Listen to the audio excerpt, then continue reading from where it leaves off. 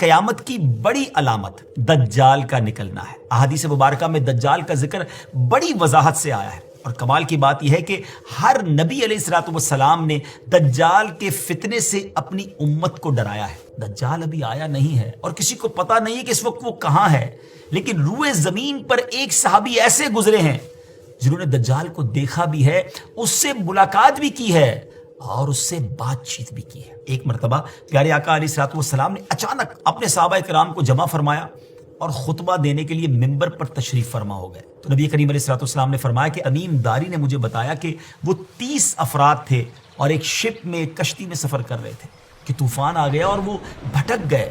تقریباً مہینہ بھر وہ سمندر میں گھومتے رہے اور ایک دن سورج غروب ہونے کے وقت ایک نامعلوم آئلینڈ پر پہنچے۔ انہیں وہاں سیاہ رنگ کی مخلوق نظر آئی جس کے جسم پر بال بہت زیادہ تھے۔ انہوں نے اس سے پوچھا کہ تم کون ہو؟ اس نے کہا میں جاسوس ہوں۔ تو کہا کہ ہمیں اپنے بارے میں کچھ بتاؤ۔ اس نے کہا کہ نہ میں تمہیں کچھ بتاؤں گا نہ تم سے کچھ سنوں گا، تم اس بت خانے میں جاؤ، وہاں ایک شخص تمہارا بڑی بے چینی سے ویٹ کر رہا ہے، وہی تمہیں کچھ سنائے گا بھی بتائے گا بھی۔ پھر وہ سب اندر چلے گئے۔ وہاں ایک شخص سختی کے ساتھ زنجیروں میں جکڑا ہوا تھا۔ اس نے پوچھا کہ تم لوگ کون ہو اور کہاں سے آئے ہو؟ جواب دیا کہ شام سے آئے ہیں۔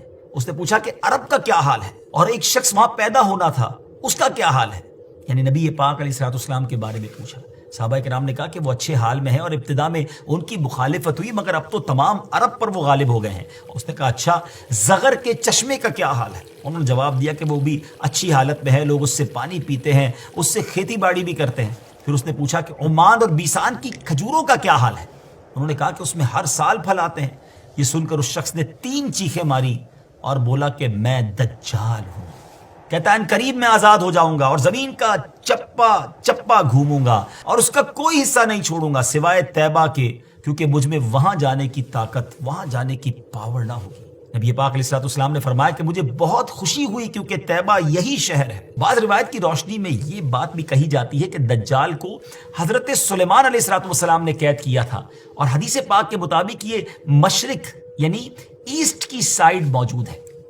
دجال کا فتنہ تاریخ انسانی کی ابتدا سے لے کر انتہا تک تمام فتنوں سے بڑا اور خطرناک فتنہ ہے۔ مختلف احادیث میں دجال کا جو حلیہ بتایا گیا ہے وہ یہ ہے کہ دجال ایک جوان مرد ہوگا، لمبا قد ہوگا، جسم بہت موٹا ہوگا، ایک آنکھ سے کانا ہوگا اور ایک کانی آنکھ ایسی ہوگی جیسے پھولا ہوا انگور، اور جبکہ اس کی ایک آنکھ خون آلود ہوگی۔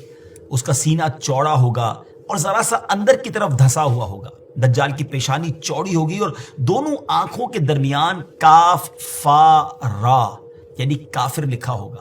دجال کے نکلنے سے پہلے دنیا بہت بری حالت میں ہوگی۔ اس کے نکلنے سے 3 سال پہلے سے اس دنیا میں خشک سالی پھیل جائے گی، خشک سالی کا گویا سال پھیل جائے گا۔ علمی اور روحانی قحط بھی برپا ہوگا، دین کے معاملے میں لوگوں میں کمزوری پیدا ہو چکی ہوگی، علماء اور دیندار لوگوں کی قلت ہوگی۔